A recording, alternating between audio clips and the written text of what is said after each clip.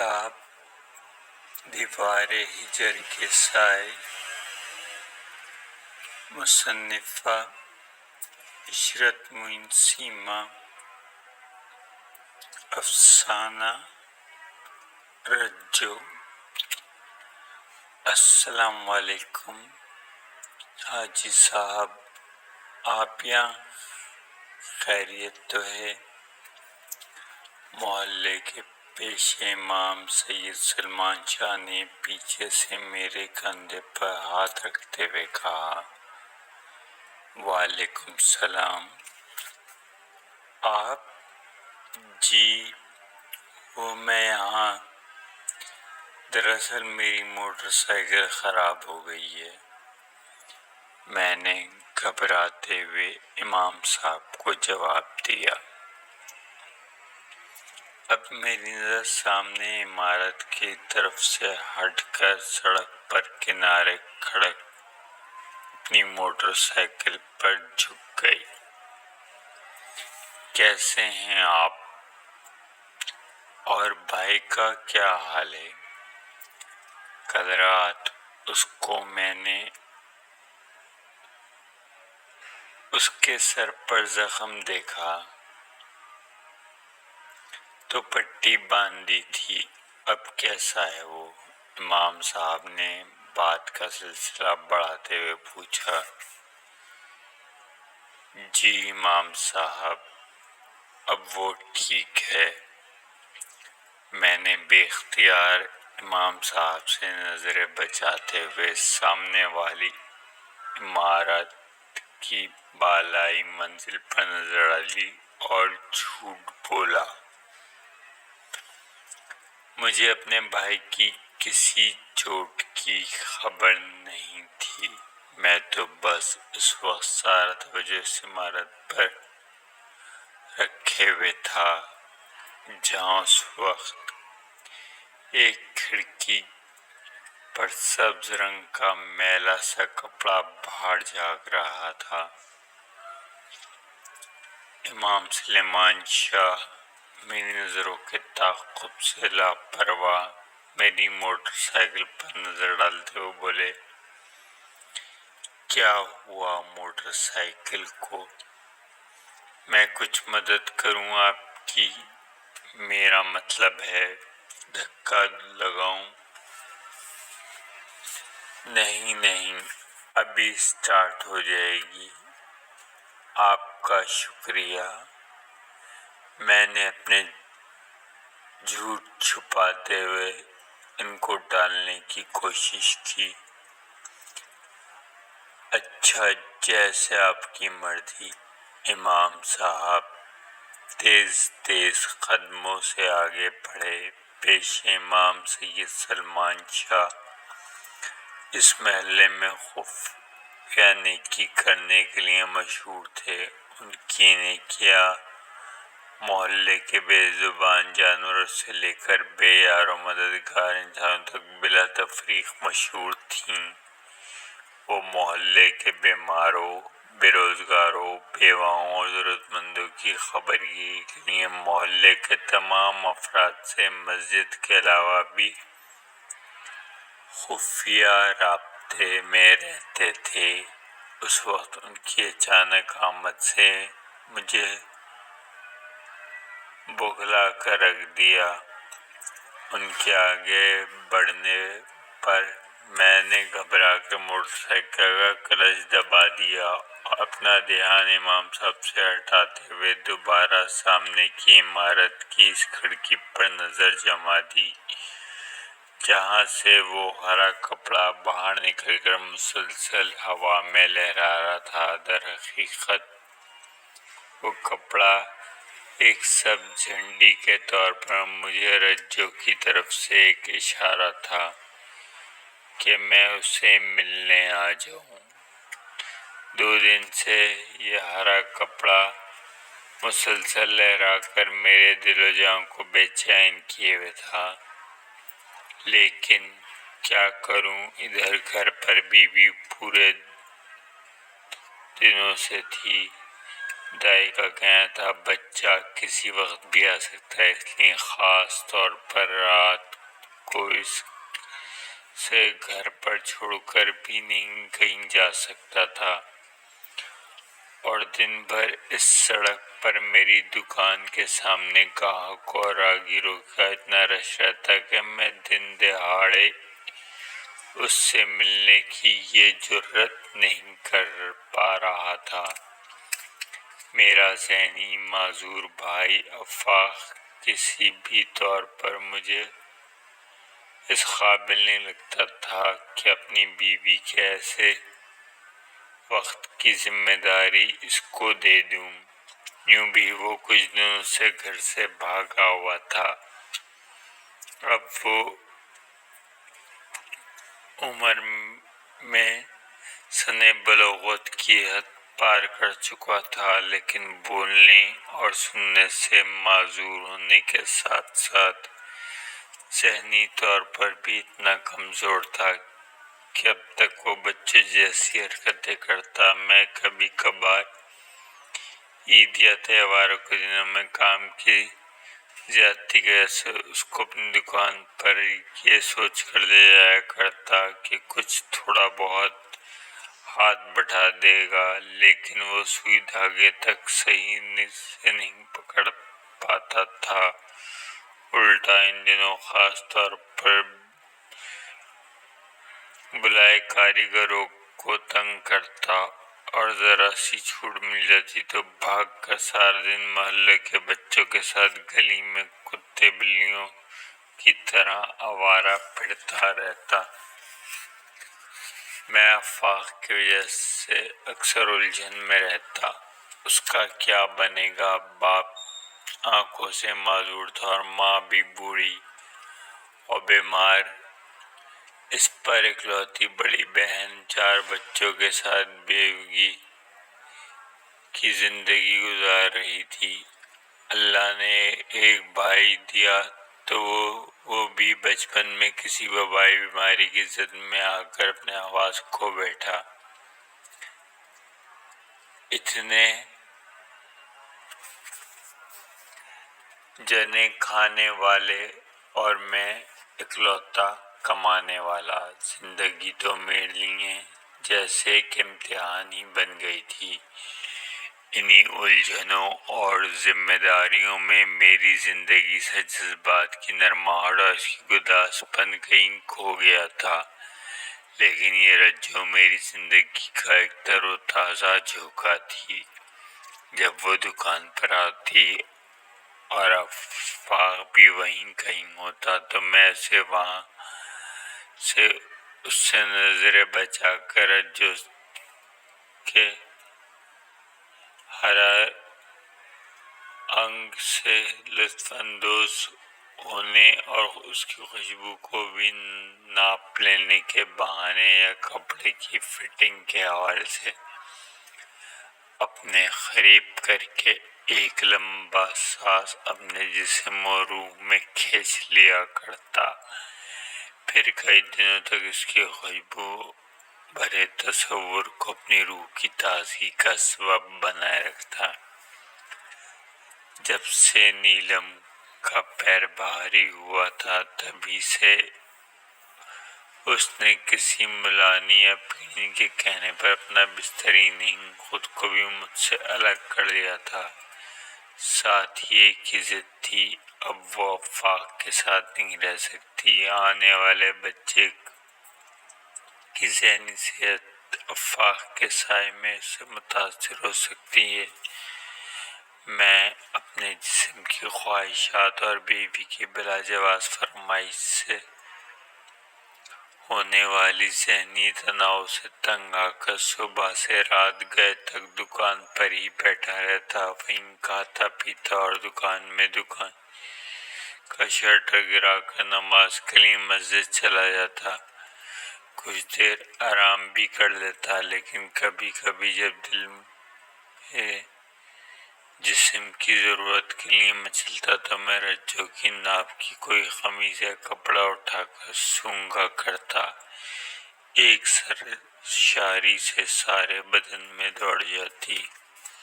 رجو کو اس فلیٹ میں آئے 4-5 ماہ ہوئے تھے۔ وہ میرے اس فلیٹ کے سامنے ہی درزی کی دکان تھی۔ پہلی بار رجو اپنی قمیص سلوانے میری دکان پر آئی اور اپنا دوپٹہ اتار کر جس انداز میں مجھے اپنی قمیص کا ناپ لینے کو کہا، میں تبھی سمجھ گیا تھا کہ وہ ایک طوائف یا کوئی گشتی عورت ہے، لیکن اس محلے میں اس کا کیا کام؟ یہاں وہ زیادہ دن نہیں رہ پائے گی۔ یہ شریفوں کا محلہ تھا۔ گلی کے بیچ میں مسجد اور گھر بنے ہوئے تھے جہاں مجھ جیسے سفید پوش اپنی زندگی کا ننگا سطر ڈھانپنے کے لیے صبح شام مزدوری کیا کرتے، اور ان کی بیگمات اور بچے گھر کی چار دیواری مسجد اور اسکول کے علاوہ کسی تیسری عمارت میں داخل ہونے کی ضرورت ہی محسوس نہیں کرتے تھے۔ لیکن طوائف اس محلے میں کیسے آ کر رہنے لگی؟ میں نے اس روز اس کے کپڑے سیتے ہوئے سوچا، اور جب اپنے کپڑے لینے آئی تو پوچھ ہی بیٹھا کہ محلے کے کس علاقے میں سے منتقل ہوئی ہے۔ ہیرا منڈی سے آئی ہوں، بلکہ لائی گئی ہوں۔ اس نے بہت بے باکی سے میری آنکھوں میں آنکھیں ڈال کر کہا تو میں ایک لمحے کو چونک گیا۔ اس کی آواز اس اعلانیہ کو دبانے کی خاطر بلا وجہ مشین کی موٹر پر پاؤں رکھ کر دکان اور دکان سے باہر ایک شور ڈالنے کی کوشش کرنے لگا۔ اچھا، آہستہ بول، کوئی سن لے گا۔ میرے لہجے سے غیر ارادی طور پر وہ بناوٹی احترام ایک دم غائب ہو گیا، اور میں نے سختی سے اس کو دھتکارتے ہوئے مشین پر نظر مارتے ہوئے اسے خبردار کیا۔ میں نے لڑکپنوں کے دنوں میں اپنے باپ کے ساتھ حج کیا تھا، تبھی سے میرے محلے اور خاندان میں لوگ مجھے حاجی کہہ کر پکارا کرتے تھے۔ مجھے اس نام سے خاندان اور محلے میں ایک ایسی عزت ملی بھی تھی جو کہ میری زندگی کا کل جمع پونجی تھی۔ دل چاہنے کے باوجود بھی کبھی نہ سینما کا رخ کیا، نہ دکان پر آئی خواتین گاہک کو نظر بھر کر دیکھا۔ اس لیے محلے کی بہو بیٹیاں اپنے کپڑے سلوانے کے لیے میری دکان پر بغیر کسی مرد کے بھی آ جایا کرتی تھیں۔ میں ان کی جانب نظر اٹھا کر نہیں دیکھتا تھا۔ یہ الگ بات ہے کہ ان میں سے چند جوان عورتوں کے کپڑوں کی کٹائی اور سلائی کرتے ہوئے ان کے جسم کا ایک خاکہ میرے تصور میں بس جایا کرتا تھا۔ ماں باپ میری شادی اپنے جیسے متوسط گھرانے کی ایک سیدھی سادی لڑکی سے کروا کر بڑی بیوہ بہن کے پاس ساہیوال چلے گئے۔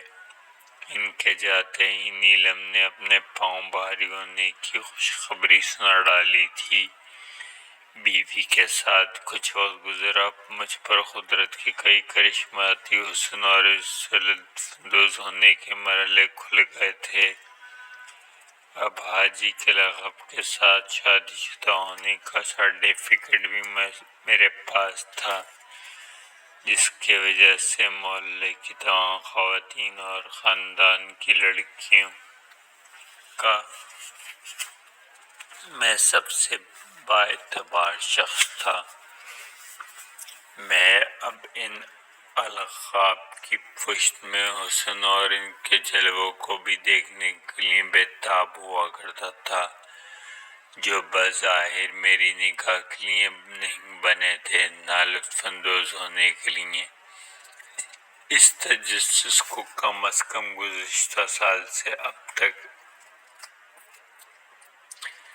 انٹرنیٹ پر کئی تابو فلموں کو چوری چھپے نمائش نے وہ دروازے کھول دیے تھے جن سے میں کسی بھی عورت کے گھریلو یا بازاری ہونے کے بخوبی فرق جان کر ان کی واضح جھلک دیکھ سکتا تھا۔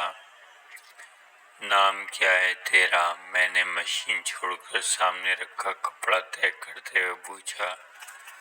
رضیہ ہے، لوگ پیار سے رجو کہتے ہیں۔ اس نے میرے سامنے اپنا دوپٹہ سینے اور شانے پر پھیلاتے ہوئے اور لفظ پیار پر زور دیتے ہوئے کہا، تو یہاں کیوں آ گئی؟ میرا مطلب ہے اپنا چکلا بنائے گی کیا یہاں؟ یہ شریفوں کا محلہ ہے، یہاں یہ سب نہیں چلے گا۔ میں نے اس کے گہرے گریباں سے سرکتے دوپٹے پر نظر ڈالتے ہوئے پوچھا۔ ارے کہاں نہ آئی نہیں لائی گئی ہوں، پولیس کا چھاپا پڑا تھا وہاں، پھر ایک خدا ترس پولیس والا مجھے تھانے لے جاتے ہوئے راستے میں یہ کہہ کر چھوڑ گیا، دوبارہ اس محلے اگر میں نہ جاؤں۔ میں نے سوچا کہ اب تو یوں میں ہمارا دھندا بھی اب آخری ہچکی لے رہا ہے۔ اب کون آتا ہے طوائف کے پاس اور کوٹے پر؟ اب تو گھر گھر چکلے کھل گئے ہیں، ٹی وی، انٹرنیٹ، پرائیویٹ پارٹیاں۔ اب کون آتا ہے پان کھانے، جام اور اپنی رقم لٹانے؟ اب تو کریڈٹ کارڈ کا دور ہے، فون پر انگلی کا ایک ٹچ ہی گھر کو بازار میں بدل دیتا ہے۔ پہلے ہمارے لباس، رہائش، رہن سہن ہماری پہچان تھے، اب تو کمبخت اس نامراد فیشن اور شو بزنس کی دنیا نے ہماری انفرادیت اور پہچان ہی چھین لی ہے۔ عمر بھر 30-40 سال سے اوپر ہو جائے اور کوئی سہارا دینے والا اولاد نرینہ کا متضاد بھی نہ ہو تو سچ بالکل کتوں والی زندگی ہو کر رہ جاتی ہے۔ اس لیے سوچا تھا اب کہیں جا کر شریفوں والی زندگی گزاروں، مگر یہ نام نہاد شریف۔ اس نے طنزیہ مسکراہٹ سے اپنا جملہ ادھورا چھوڑ دیا۔ میں ابھی کچھ کہنا چاہتا تھا، وہ پھر سے بولنے لگی۔ کبھی یہ فلیٹ مجھے میرے ایک چاہنے والے نے دیا تھا جو اب اس دنیا میں نہیں، تو سوچا کہ یہاں چل کر رہوں، مگر حد ہے بھائی، شریفوں کی بستی میں ہی جھوٹ کا بازار گرم ہے، لالچ، خود غرضی، نفسا نفسی اور دھوکے بازی عروج پر۔ میں نے اس کی بات کاٹتے ہوئے کہا، اچھا چل بند کر اپنی بکواس۔ مجھے اس پر غصہ آ گیا تھا۔ وہ منہ بسوڑتی ہوئی اپنا دوپٹہ سر پر جمانے لگی۔ اس وقت وہ خاموشی سے میری ڈانٹ سن گئی، شاید ڈر گئی تھی۔ اگر میں محلے میں سب کو بتاؤں گا کہ ایک طوائف ہمارے پڑوس میں آ کے بس گئی ہے تو اس کو محلہ نہ چھوڑنا پڑے۔ اگرچہ میرا مقصد نہیں تھا، میں تو اس کو کسی طرح اپنی شناسائی کے جال میں قید کرنا چاہتا تھا، اور یوں بھی تو وہ بالکل خاموشی سے ہی محلے میں رہ رہی تھی، نہ کسی سے زیادہ سلام کلام، نہ کسی کا گھر آنا جانا، بس کبھی کبھار بازار میں ایک سیاہ برقعے میں چھپی کچھ خریداری کرتی دکھائی دیتی۔ اس کی مہندی سے رچے ہاتھ اور پاؤں کے ساتھ اس کی آنکھیں بھی سیاہ برقعے کی لپیٹ سے باہر ہوتی، لیکن اس کی چال ڈھال یہ راز کھول دیتی کہ وہ حسن کی بے پاری میں اپنا کوئی مقام ضرور رکھتی ہے۔ میں رفتہ رفتہ رجو سے مراسم بنانا چاہتا تھا، لیکن اپنے نام و عزت کو بھی محفوظ رکھنا چاہتا تھا۔ ایک دن موقع پا کر میں نے اس سے پوچھ لیا مستقبل میں وہ کیا ارادے رکھتی ہے، اس طرح اکیلے کب تک رہے گی، مالی اور دیگر مسائل کے لیے کیا سوچ رہی ہے۔ میں نکاح کرنا چاہتی ہوں کسی شریف مرد سے، اپنی پچھلی پہچان بھلا کر، اپنے طوائف ہونے کی نشانی مٹا کر میں ایک نئی زندگی شروع کرنا چاہتی ہوں۔ ایک دن جب اس اپنے ارادوں کا انکشاف مجھ پر کیا تو میں حیرت زدہ رہ گیا۔ ہیں، شادی کرے گی؟ نکاح؟ تیری تو عزت بن جائے گی، لیکن تجھ سے نکاح کرنے کی والے کی مٹی یہ دنیا پلید کر دے گی۔ کسی اندھے بہرے یا کسی شریف پاگل کی تلاش میں تو نہیں ہے تو؟ میں نے جب اس کا جواب یہ جملہ ہنستے ہوئے کہا تو اس کی آنکھوں میں موٹے موٹے آنسو بھر آئی۔ میں گھبرا کر اپنا لہجہ بدلا۔ اچھا، گھر آؤں گا میں تیرے، پھر بات کریں گے۔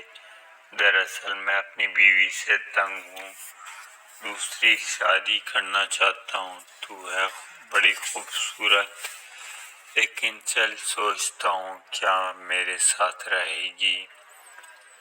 میں نے اس سے اپنے دل کی بات کہہ دی۔ اس نے اپنے دوپٹے کے کنارے سے آنسو پوچھتے ہوئے مسکرا کر میری جانب دیکھ کر پوچھا، تمہاری بیوی مجھے نکاح کرنے کی اجازت دے گی؟ تم کو مجھ سے سب کو بتا دو گے اس شادی کے بارے میں؟ میں نے سٹ پٹا کر جواب دیا، ارے تو آہستہ بول، کوئی سن لے گا۔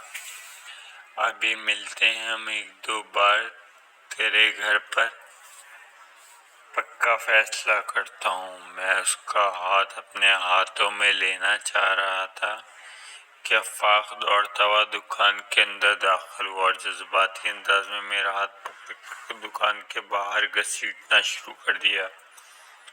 وہ مجھے کہیں لے کر جانا چاہتا تھا۔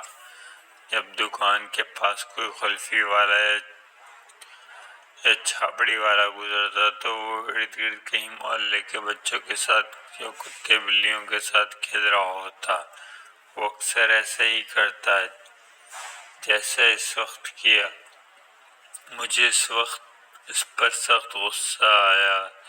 دکان سے باہر واقعی چنے والا کھڑا چنے گرم کی آوازیں لگا رہا تھا۔ میں نے اپنے دل کی بڑاس نکالتے ہوئے بجائے چنے دلانے کے آفاق کے منہ پر ایک تھپڑ جڑ دیا۔ رجو نے بھی دکان سے باہر نکل کر یہ منظر دیکھ لیا تھا۔ اس نے مجھ سے کہا، ارے اس معصوم کو کیوں مار رہے ہیں؟ پھر وہ اپنی مٹھی میں رکھی رقم سے ایک نوٹ نکال کر چنے والے سے مسکراتی ہوئی، بھیا 5 روپے کے چنے دے دو اس کو۔ وہ رحم کھانے والی نظروں سے آفاق کی طرف دیکھ رہی تھی۔ आफाक चन्ने लेकर भागता हुआ गली से दूर चला गया। मेरा मूड खराब हो गया था। मैंने रज्जू से कहा वो दुकान में आकर कपड़े ले जाए। वो मेरे करख्त लहजे से सहमी हुई दुकान के अंदर दाखिल हो गई। मैं उसका कुर्ता और चोली तय करके एक थैली में रखने लगा। उसने अचानक कुर्ते की थैली से निकालते हुए बहुत धीमे और अपनाए भरे लहजे में पूछा, और इसकी शलवार कहाँ है? क्या वो अभी नहीं सिली है? उसका लहजा बदल गया था। निगाह नीचे करके धीमे लहजे में पूछ रही थी। मैं इसका पल भर में बदलता रूप देखकर सटपटा सा गया और खारिज दुकानदारी लहजे में पूछा, किस रंग की शलवार थी? सब्ज रंग की। इस फूलदार कुर्ते के साथ की मैचिंग। उसने कुर्ता थैली से निकालकर सामने फैलाते हुए कहा, मेरा ख्याल है कि शलवार का कपड़ा साथ नहीं था। ना सूट की कटाई और सिलाई के साथ ही करता हूँ। याद है कि शलवार का कपड़ा साथ देने दिया था या सिलने के लिए? मैंने कटिंग की मेज के नीचे से सारे कतरन और बगैर सिले कपड़ों को बड़ी तरतीबी से टटोलते हुए पूछा। अच्छा, मैं घर पे देखूंगी, हो सकता है ना दिया हो, लेकिन हाँ, अगर यहाँ ही मिल जाए तो शलवार सी दीजिएगा। मैं 2-3 दिन बाद मालूम करने के लिए चक्कर लगा लूंगी। कितने पैसे हुए? इसने गिरेबान में हाथ डालकर पैसे निकालते हुए पूछा। 700 सूट के और 300 ब्लाउज के, लेकिन सूट मुकम्मल नहीं है तो 800 दे दो। शलवार का कपड़ा मिल गया तो सीने के बाद बाकी रकम दे देना। मैंने एक चिंती लापरवाही का उस पर डालते हुए कहा। उसने अपने सीने से लगा 1000 का नोट मेरे हाथ में दिया तो उसके जिस्म की गर्मी की खुशबू और भरे पसीने की तराहट मेरी मिट्टी में आ गई। मैंने नरम लहजे में उसके हाथ में सिले हुए कपड़ों की थैली पकड़ाते हुए कहा, अगर कपड़ा घर पर हो तो अपने कमरे की खिड़की से जरा बाहर निकाल देना, मैं खुद लेने आ जाऊंगा। 2-4 बार मिलने तभी शादी का फैसला करेंगे। मेरे तसल्ली भरे जवाब से वो खामोश रही और अपने कपड़ों की थैली लेकर दुकान से निकल गई। मैंने दिन भर उस 1000 रुपए के नोट की खुशबू कई बार सूंघी। मुझे अपना आप कुछ सरशार सा महसूस हो रहा था। रात को जब घर आया तो नीलम सर पर कपड़ा बांधे लेटी हुई थी। इसने रोते हुए मुझे बताया कि आफाक के घर में आज बहुत उद्दम मचाया और बावर्ची खाने में रखे कुछ शीशे के बर्तन तोड़ डाले, जिस पर नीलम ने इसको डांटा और धमकाया तो वो दुकान की तरफ इशारा करते हुए दौड़कर चला गया। और अब वो किसी तौर पर आफाक को घर में नहीं रख सकती। मैं सर पकड़ कर बैठ गया। 4 लम्हे की खुशी पल भर में गारत हो गई थी। मैं उल्टे पांव आफाक को तलाश करने निकल गया। मोहल्ले भर में तलाश कर लिया, लेकिन आफाक का कहीं पता नहीं चला। आखिरकार थक हार कर वापस घर आ गया। मैं 2 दिन तक दुकान बंद करके आफाक को तलाश करता रहा। खुदा जाने इसको जमीन निकल गई या आसमान खा गया। चंद दिन तो मैंने उसे तलाश किया। जब नाकाम रहा सोचा थाने में रिपोर्ट लिखवाऊं और अम्मा अब्बा को मुतला कर दूं। फिर भी دل میں خیال آتا کہ جانے دیا جائے اس سارے قصے کو، آفاق کو جب کھانے پینے کے لالے پڑیں گے تو خود ہی آ جائے گا، کم از کم اتنے دن تو سکون سے گزریں گے ہمارے۔ یہی سوچ کر میں نے دکان پر دوبارہ جانا شروع کر دیا۔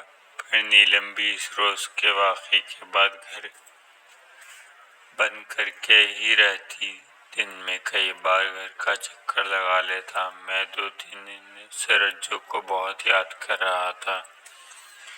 اس کے فلیٹ کی کھڑکی پر ایک سبز رنگ کا کپڑا بھی لہراتے دیکھ چکا تھا، لیکن میں دکان اور گھر سے فرصت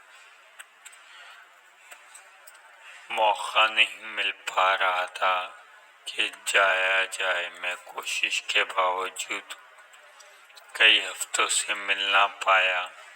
آج کئی دن بعد وہاں سے گزرا تھا، سوچ رہا کھڑکی پر لٹکا سبز کپڑا بھی گرد میں اڑ گیا ہوگا، مگر میری نگاہ فلیٹ پر کی کھڑکی پر پڑی تو سبز کپڑا تلاش کرتے رہ گئی، لیکن اس فلیٹ کے کسی بھی کھڑکی پر سبز کپڑا نہیں تھا۔ بازار سے 2 میٹر سبز کپڑا خریدتے ہوئے واپس ہی اپنی دکان پر آ گیا اور رجو کی ناپ کی ایک شلوار تیار کرنے لگا۔ شام کو نہا دھو کر وہ سبز شلوار لے کر بہت ہمت کر کے سارے محلے کی نظروں سے بچتے بچاتے رجو کے فلیٹ کے قریب پہنچ گیا۔ دروازے پر گھنٹی بجاتے ہوئے میرے ہاتھ کانپ رہے تھے۔ اندر سے رجو کی آواز آئی، کون ہے؟ اور ساتھ ہی محسوس ہوا کہ گھر میں رجو کے علاوہ بھی کوئی موجود ہے۔ میں ذرا گھبرا گیا اور محتاط ہو کر شلوار کی وہ تھیلی سامنے سنبھالتے ہوئے دروازہ کھلنے کا انتظار کرنے لگا۔ چند لمحوں میں دروازہ کھلا اور رجو میرے ہاتھ کے سلے پھولدار کرتے کے سامنے کھڑی تھی۔ اس نے سفید شلوار اور دوپٹہ پہن رکھا تھا۔ میں نے تھیلی رجو کی طرف بڑھاتے ہوئے کہا، فلیٹ اور اندرونی حصہ میں نگاہ ڈالی، یہ رہی آپ کی شلوار۔ میں نے سی لی تھی تو سوچا آپ کو پہنچا کر بھی آ جاؤں، لیکن شلوار کا کپڑا تو مجھے گھر میں ہی مل گیا تھا۔ رجو نے تھیلی پر نظر ڈالتے ہوئے حیرانگی سے پوچھا۔ میرے ماتھے پر پسینہ آ رہا تھا۔ میں نے اپنی پیشانی کو جھکا کر ہاتھ سے پسینہ صاف کرتے ہوئے کچھ پوچھنے کے لیے سرگوشی کرنا چاہی تھی کہ اسی اثنا میں فلیٹ کے اندر سے کھٹ پٹ کی آوازیں سنائی دیں اور اچانک آفاق سبز رنگ کے ایک کھلے کپڑے کی دھوتی باندھنے کی غرض سے اپنے ہاتھ میں پکڑے رجو کے پیچھے سے نمودار ہوا اور چند لمحے سکتے کے بعد کچھ کہے سنے بغیر ہی مسجد کے امام سلمان شاہ کے حجرے کی طرف ان کو تلاش کرنے چل دیا۔